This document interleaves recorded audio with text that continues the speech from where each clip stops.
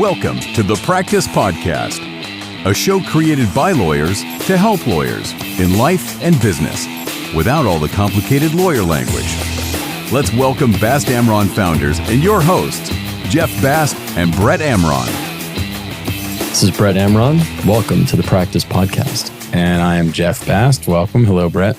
Hello, Jeff. Today we are pleased and privileged to welcome a very special guest, Mr. David Duckenfield. Hello, David. Hello. Hey, David. David is a president and partner at Balsera Communications. David has a fascinating background. He melds his background as a senior public affairs official in the Obama administration with his experience communicating complex policy issues to multicultural audiences. He handles crisis management and communications issues for national and international clients, and he provides strategic counsel for client initiatives and businesses in deals that deal in diverse industries and nonprofit sectors. He's also a former diplomat turned NBA executive. Early in his career, he helped launch NBA Latin America, where he successfully fused culture, language, sports, entertainment, and business. And now, as I indicated, he's a president and partner at Balsera Communications. So welcome, David. Well, thank you, and thanks for having me here. Yeah, and by the way, that was just a brief summary. I left out a lot from his from David's bio. We don't really have time to go through that whole diverse experience, but we're happy to have you here, David. Why don't you tell people just a little bit about what you do now, you know, what your role is at Balsera, what Balsera does? And Thanks, and I know that didn't sound very linear, what you described, but there's a throughput there. You know, right now at Balsera Communications, we're a public affairs firm. We specialize in communicating public policy messages to diverse audiences, so anywhere from engaging communities across the country, mostly in Florida, especially on issues such as bonds that need to be put out by school boards or legislative initiatives that organizations are trying to push out there. We help them communicate those positions to the audiences so that they can make decisions on how they want to move forward as a community. So that's kind of what we do mainly, but we also just do public relations in general, from anywhere from unions and other organizations to even startups, as Miami especially has been really getting hot in the startup scene. So it's public policy, dealing with public relations and media relations, right? And in today's world, right, we were talking about this, there's so much information out there, a lot of it perhaps misinformation. How do you get a client's message out? Are there some sort of tips or tricks of the trade, if you will, to get a client's message out so that it stands out above some of the clutter and the misinformation? How do you deal with that? Yeah, there's a lot of noise out there these days, especially with social media. And, sort of growing up in the industry, before it's just print, radio, and TV, it was much simpler to reach these audiences. And now three channels and not three channels, no control even. And you got the bars at midnight, right, when TV shut off. I just dated myself there, but it's a lot more complex now, for better or for worse, right? So it makes it easier for people who don't have as many resources to get their message out because there are more channels to get their message out, right? You have Facebook and you have Instagram and you have Twitter, and you can have your own voice. The sort of people who didn't have a voice before can have a voice, but it also makes it much more cluttered for an organization, particularly to sort of get their message out. And from the arrows coming in, from the other side, sure, the naysayers, it makes it easier for them to sort of come at you if they don't agree with what you're saying. So, the long and short of it is you just have to work smarter, right? So you have to have a coherent message, but you have to make sure that it's going across several different platforms, to traditional media, but TV and print, but then also across social media channels as well. And video is like the new special thing. Yeah, and if you're trying to convince certain segment of the population, right, of your client's message, and they wouldn't traditionally go to an outlet that your client would send information to, I mean, how do you deal with that, right? Like they're not going to, let's say you want to send, put out something on Twitter, but there's a group that you want to try to reach that doesn't traditionally use Twitter, So how would you deal with that, or wouldn't listen necessarily to your client? Yeah, that's so there are a couple of different ways to deal with that. I mean, first of all, you have to decide what your message is and then what your audience is. And then once you decide what your audience is, you got to figure out where does your audience consume their content, right? And so you have to go where the fish are biting, right? Mm-hmm. So what's changed over the last 20 years especially is this sort of push versus sort of pull or sort of going specifically to different places, because before you just put your message out there and everyone watched the same 3 channels, everyone listened to the same news. Now people have silos, right? So some people consume their content, they only get it on Facebook or Instagram or WhatsApp even. Right, versus just traditional news channel. So you have to figure out where they're getting their information and get in front of them that way. And so if they're only getting it from Instagram, you got to be on Instagram. If they're only getting it, through Twitter, you have to be there. Meet your market where they are. You have to meet your market where they are. Appointment TV is no longer, right? So the thing before was like, okay, I got to be home for the 7 o'clock news. That people are getting their news at 6 in the morning and 10 o'clock at night in bits of like 5 minutes here, 2 minutes there, and a different medium, right? Different medium. So the key is just understanding your audience, knowing where they are, speaking to them in their language, and actually a lot of times just becoming part of the conversation, which is a whole nother way of engaging, right? So before it was like you assumed that your news was very important and that they wanted to read it, and that's why you put it out there in front of them. And now it's like, well, can we just become part of a conversation on a topic that is the same or similar and make sure that our message comes through as part of that conversation? Yeah. And even commenting, right, on a post or liking or sharing a post can in fact be a message in and of itself. No, that's exactly right. That's exactly what I was getting to. Yeah. So you can see, a like-minded organization or anyone talking about a subject that you're interested in or that you want to talk about, and then you jump in the conversation and say, oh, that's very interesting, or that you add to or you retweet it and then add a link to something that is more pertinent to what you're doing. So becoming that thought leader, especially on a platform like Twitter, right? So every platform has got its different audiences, right? So Twitter is like the place where you want to go to be the thought leader that everyone follows when you're talking about a subject matter expert, right? That's where you would go, versus if you want to just go more visually captive, you might go to an Instagram. Right. And so if I'm hearing you right, public relations generally has shifted so dramatically over the last, 10, 20 years. I assume there's also components to PR, and by that I mean there's generally getting your message out, like advocacy, and then there's also dealing with, crises, reacting to situations. Are there different approaches for you guys as between the two, either dealing with the crises rather than advocating a position? Well, I mean, in a weird way, they sort of go hand in hand, right? So the best defense is a good offense. So if you have built up your brand consistently over time and you have a good, reputation out in the market, when the crisis hits, it's going to be much smoother sailing for you, right? Versus if you're already on sort of rocky seas and then that tsunami comes to get you. It may be too late. It may be too late. You may be saying a lot of metaphors here. But so the crisis is just planning ahead of time for what the inevitable, I could say, in the sense that through the lifetime of any company, you're going to hit some kind of crisis, big or small. So as long as you've planned ahead of time, you know how you're going to react, who's going to be part of that sort of team that's going to think about it and decide what actions to take. You have a general game plan, then you're ahead of the curve. Right. It's kind of like fire drills. You don't want to be doing a fire drill for the first time during a fire. Yeah, exactly. Right. Yeah. So when you say planning, that is, and it's lining up the team,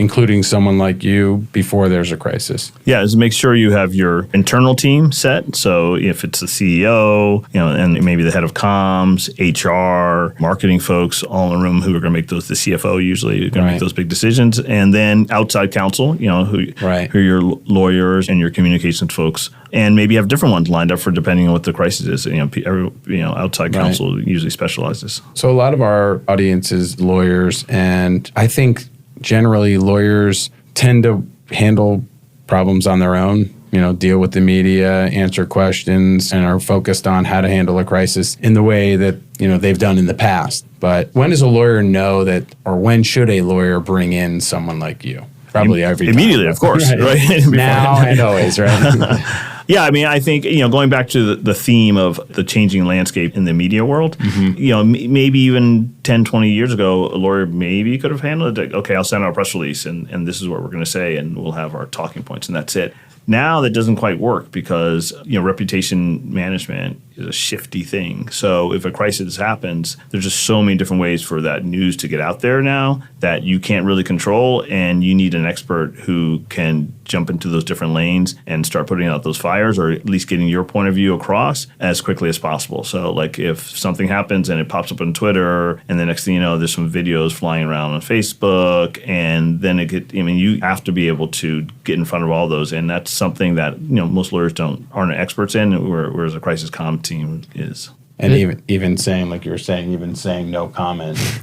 Right. Yeah, the classic no comment is not typically a good thing, because what it does is, unfortunately, and not deservedly so, it makes the other person think you're guilty. So the person who sees that says, oh, there must be something here if they're not commenting, right? And going back to the beginning stages of any crisis, the first thing you do is that first statement is huge. We call it the placeholder statement, right? So you get together, you decide what the crisis is, and you decide how you're going to respond to it, just so that people know that you're on top of it, you know what's going on, and you're dealing with it, versus like, we have no comment that, there's oil spilling all over the place. So, and then from there you can build out. Once you get more details of what's going on, you've spoken to the lawyers, and the lawyers have told you what you can't say. That might put you in jeopardy later down the line if it does go to litigation. But you, within that first hour or two, you want to be out there with something other than no comment.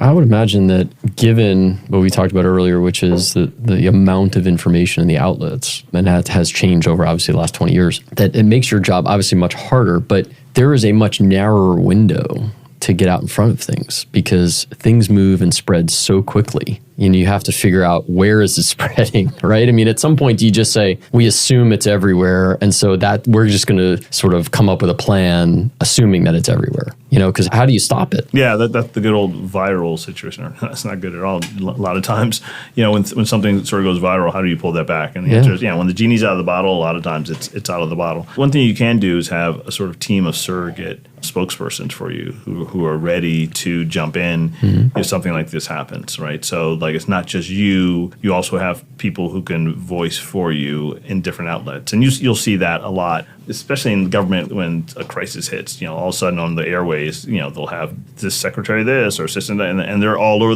they're fanning out and sort of trying to calm the waters, right, all at once, right? So you can't just have one person, to your point. And the back end, a lot of people just churning through the social media channels and trying to sort of make sure they're responding right in real time to what's going on, and then also pushing out the messages and the images that they think will explain the situation. So that takes planning, as you talked about before, and being out in front of it and saying, if there is a crisis, who's our team, who are our surrogates, and where are we going to go, and how are we going to handle this? Exactly. And as you mentioned, there's the content beast out there, right? So, and this started with CNN, I guess, probably in the early 90s, whenever Ted Turner sort of turned on that channel. Like, one thing people don't think about, I thought was awesome. I've always been a news junkie, which I guess why I'm in the biz. But they had to fill those hours, right? Yep. They were going from like an hour a day, a couple hours a day, to 24 hours a day. 24-hour news cycle. 24-hour news cycle, and you can't keep saying the same thing over and over, so you have to keep churning and finding new content, which is good and bad. The good thing is, from a communications professional standpoint, there's more room for you to get your message out there, because they're just looking for stories. Right. The bad thing is, they're looking for stories, so they'll just anything bad, they'll just like double down on it and make a lot to do about nothing. Well, and it goes out on so many different, media. So it used to be, right, CNN, when CNN started, it was TV. And that's it. And then you had print, obviously, but from CNN's perspective, it's CNN. Now it's CNN.com. They have the app. They have all kinds of sub-pages and Twitter and Instagram pages and things like that they shoot content out as well, and not just on TV. Yep, they do. And they repurpose it, which is, we always tell our clients that repurposing content is critical, right? So it's not just that first bite of the apple, right? You send out a press release, or you have a press conference, or whatever. You just put some kind of news out there, or you're part of a story. You just don't let it sit there. You just sort of take it and you start repurposing it. And so if it's on this, social media channel, you put it on another one, and you just sort of slice and dice, and so it has a shelf life of a few days versus just a one-hit wonder. Is this sustainable? I mean, I feel like I used to listen to news all the time, watch it, and I can't handle it anymore, because there's just so much information from so many sources. And so I'll take a small amount of time, read headlines or read a couple articles and things that are interesting to me, but I like removed myself from Twitter a number of years ago. And I just, is this sustainable? Because it just seems to be growing exponentially. Do you see at some point there being a reckoning or no? You think we're continuing on this path? Well, I think we're already overwhelmed as a society, as a world, with all of this information out there. So then I think your brain naturally just sort of shuts down and decides that it's only going to consume X percent of it or X type of it, right? So I don't care about sports, or it's all I care about. I'm only going to focus on politics, or I'm not even going to touch politics. And then I'm only going to have, these are my sources. I mean, so the funny thing is, we thought it was this amazing information age and so much, and you can decide there's so much information out there. It's almost having the opposite effect of people just really getting narrow focused and being like, this is all like my little pea brain can handle, and that's it, right? And to that effect, I have this, sort of theory that we're kind of going backwards towards caveman times in terms of hieroglyphics, right? Because now it's all about video, right? It's all about images and video. Right. So when's the last time we saw that? Well, when people are in caves painting, and so now it's like the words aren't even as powerful as actually Emojis are replacing words. We use smiley faces emojis are replacing words, images, now. Images. Yeah. It's kind of weird where we're going with this. Well, and the kids, right? I mean, what's the biggest app the kids use? It's Snapchat, right? And so it's a picture, a random picture they take of themselves, and then with like a 2-word or even sometimes a 1-word message. Right. That's it. They do it all throughout the day. You're right. And picture, it's picture, cryptic, picture. right? And then that's it. Yeah. It's not a whole lot of writing going on. And we used I to write think letters. We're heading to the dark ages. No, and I think that there's, maybe it was on Snapchat or some other content. I don't remember the medium, but there was, I don't know if it was CNN or somebody was putting out really short bursts of news that I know my kids would watch in the morning, but super fast. I couldn't keep up with it. It was that fast. Gotcha. And so, there again, different media, but getting the content out to the different age groups and the different audiences, The shrinking attention span. Yeah, well, exactly. Yeah, that's exactly right? Yeah, because now there's more information and less attention span. And so what ends up happening is either, like you were saying, people start checking out, and so all they see are headlines. So you just have a few words or images to convey a message now. It's a recipe for disaster. And I think that, as often happens, the technology has gotten ahead of society and the law, to be honest, right? So you're seeing that playing out big time, with all of what's going on with Facebook, and now the Congress is finally looking at it. There are not enough laws, not the right types of laws out there to regulate what's going on, what kind of content should be out there, can't be out there, the influence they're having. So they're playing catch up, right? And then I think as a society and just the way we sort of organize ourselves, we're playing catch up to the fact that there's all this information out there, and we're not being taught in school of how to sort of decipher between it or what's good or bad. And so we're just sort of going at it with no foundation or no framework. And hopefully on both of those levels, right, societally and as a matter of law, we'll catch up to, where technology is. Yeah, I mean, I was hearing some crazy things about Facebook. I'm sure you're more in tune than I am, but I was hearing some crazy things about how, they would push to people what your close contacts were saying about topics as opposed to getting it from a news source.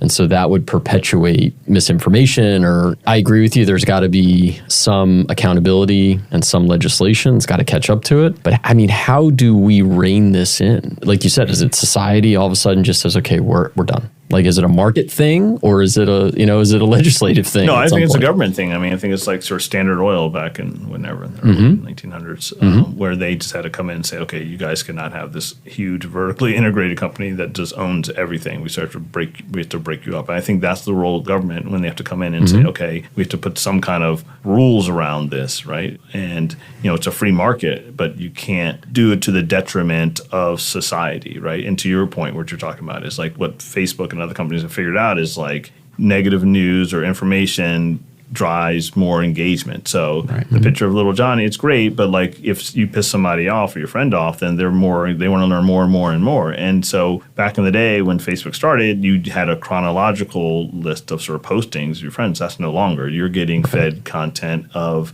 for your friends and what's going to sort of drive you to stay on the site longer, which they know is controversial issues. Right. And so, how do you sort of change that or regulate that so people aren't going down these rabbit holes which are not filled with misinformation and societal ails? I feel like we're living in a movie right? Like there's this quote unquote evil person high up in a building sitting at a big table, in their office going, how can we get this message, and sort of dictating what society thinks or how society thinks on various issues. It seems that like we're there, but right? We are, except that it's not a person, it's AI, right? So it's artificial intelligence telling us what we like, what we want to hear, what we want to listen to, what we want to read, right? So, and it's highly intuitive, but it's not you per se, right? And so, again, it's that sort of tricky slope, right? Because although we do have individual thought, if you think about it, most people sort of have the same general thoughts. So in that sense of connecting those general thoughts, it's wonderful, right? And bringing like-minded groups together from across the globe, that's amazing, who never would have found each other. Right. The other side of that is bringing like-minded groups together of people who aren't so nice or aren't thinking that their thoughts aren't so great, or it doesn't give you that avenue to sort of wander into a space that you wouldn't have gone into, or thought process. Right, the public square. Yeah, right. Exactly. So, well, and it's very easy for people, we used to call it in college, right? Like beer muscles, right? When, and now you're behind a screen. And so you have a different name. And so some people will say anything and push it out on social media because there's no repercussion. Yeah, exactly. Yeah, the human connection is so important. I'm going to shift the topic a little bit because, I think this rabbit hole we might never get out of.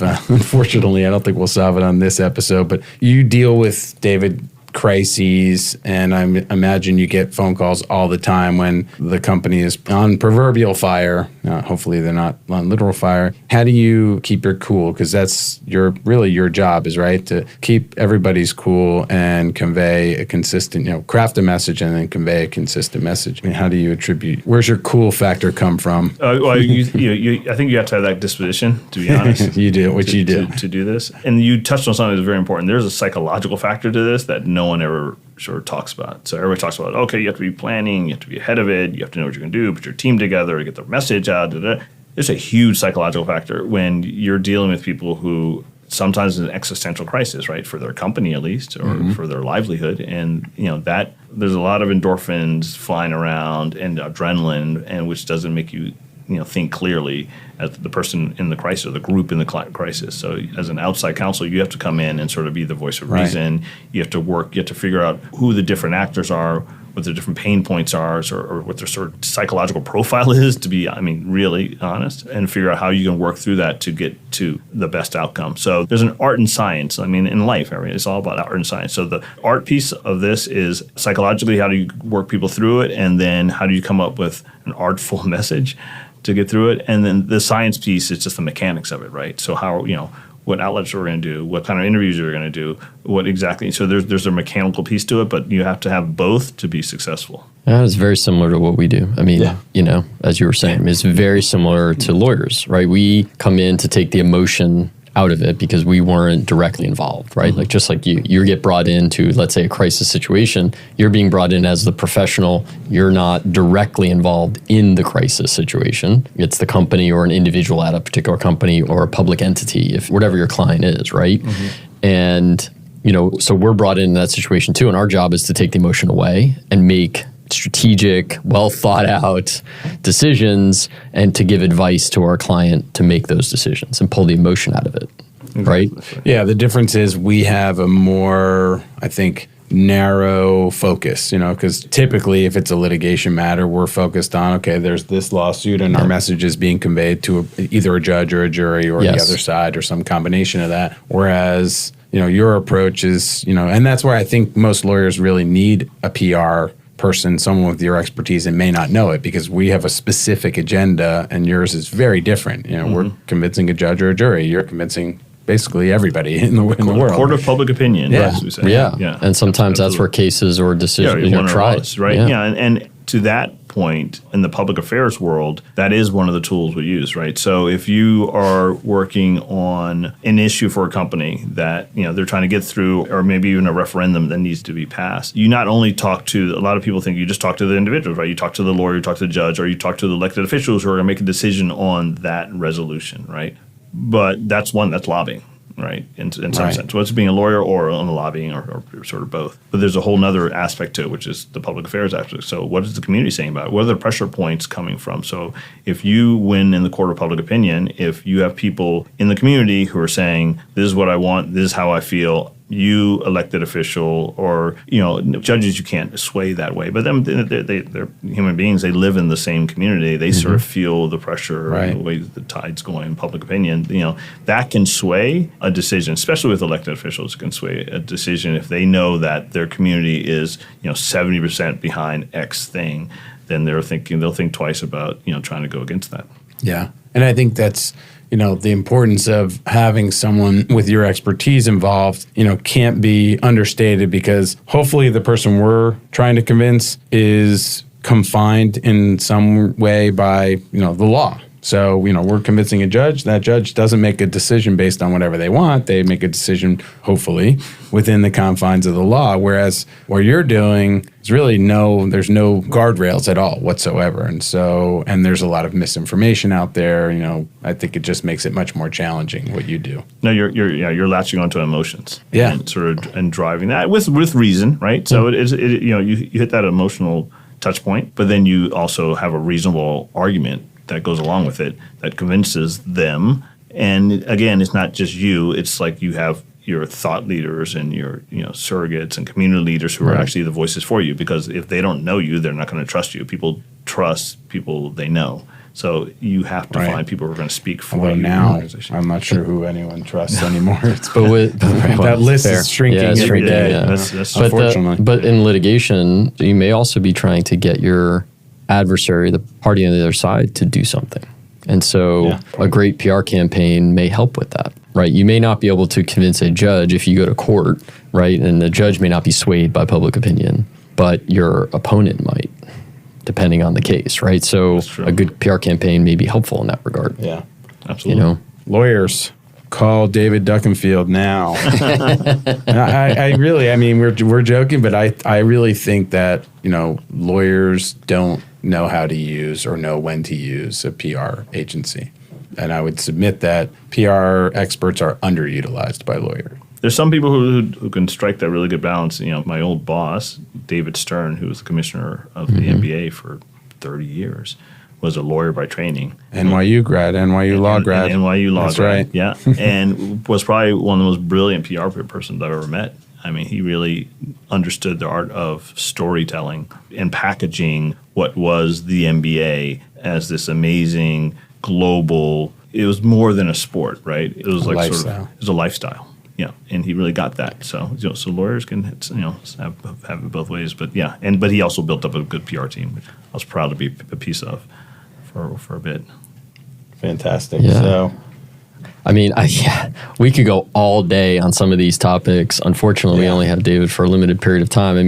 We went down the rabbit hole of misinformation and the amount of information and crises and planning and all of that stuff. I guess maybe to close out, you have, which we didn't talk about, a military background. You served in the Obama administration. Obviously, you had your time at the NBA as well. Is there anything you can sort of point to, or some of the things you can point to in your diverse experience and background that sort of led you to today with, you have such a calming presence, right? And I'm sure that clients love having you in a room when there's crises. Not that you're there because they're going through the crises, but because you're so calming and just really get to the heart of it.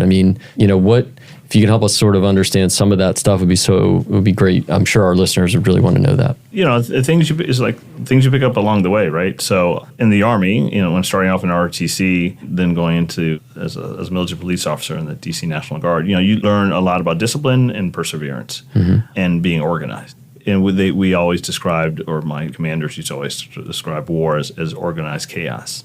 Like it's chaos, but it's organized. And there's, and that organization, even when there's chaos around you, pulls you back and makes you think very clearly when, the bullets are flying. So that piece. And then on the PR side, as a diplomat, I actually started off as a public affairs officer at the U.S. Embassy in Mexico and then in Colombia. And so that's when I learned sort of my PR skills. And I learned it, funnily enough, in a different language. So how to communicate in a different language and to a public, right? So, we were telling America's story to the world. world, right? That was the job at the embassy. So we were like, this is a brand USA, and this is what we stand about. And we would sort of go around the officials in those countries, right? We weren't speaking to the president of the country. We weren't speaking to the Congress in that country. We were speaking to the people of that country through different tools, right? The Voice of America, this thing called WorldNet, which is essentially like BBC, and just different programming. We'd bring artists down, went to Marcellus, took them down to Colombia one time. So talking about our culture, what we stood for, democracy, our history, speaking to the public so that, again, back to when a crisis might hit, when somebody might say something bad about the United States, they had a really good feeling for who the United States was and what it stood for. And obviously, Hollywood helps out a lot with that. Most of the time helps out with that. And so that's translated into the rest of my career. I mean, jumping into private sector with the National Basketball Association, sort of telling that story of a lifestyle versus just a sport, and then working for Yahoo, which was a tech company. And then, now owning my own firm. And I think at the end of the day, we're storytellers, and that's what we're doing. We sort of have to, people digest stories really well, right? Not everybody's a great history major or give them facts and dates. They don't get that. But you tell them a good story, they'll remember that good story. So whatever you're doing, you have to make sure you package it in a way that's a good story that people will want to hear and then want to repeat and tell their friends and family about. That's awesome. Wow. Yeah. Can we have you back, David? That's I feel like that last answer right there. Fantastic. I have 30 other questions I could ask you, but an embassy is really a PR arm of the U.S. Like I don't think a lot of people think of an ambassador in that manner. Right. That they're really selling the United States. They're image ambassadors. Really, they're selling the image of who we are. Brand USA. Yeah, Brand USA. That's awesome. Good stuff. David, thank you so much for having us. For allowing us to have you on the podcast today. I feel like I was your guest. If you have any other questions you want to hear from David or any other podcast guests, please let us know. And if you like this podcast, please like us, give us a review, hopefully 5 stars, follow us, and share the show with your friends and neighbors. And we'll look forward to seeing you next time. Thanks, Jeff. Thank you, David. And thank you, Nelson. Thank you both. It was great. Thanks, Nelson. For more information on this show and other resources, visit fastamron.com and connect with us on LinkedIn, Facebook, and Instagram @FastAmron.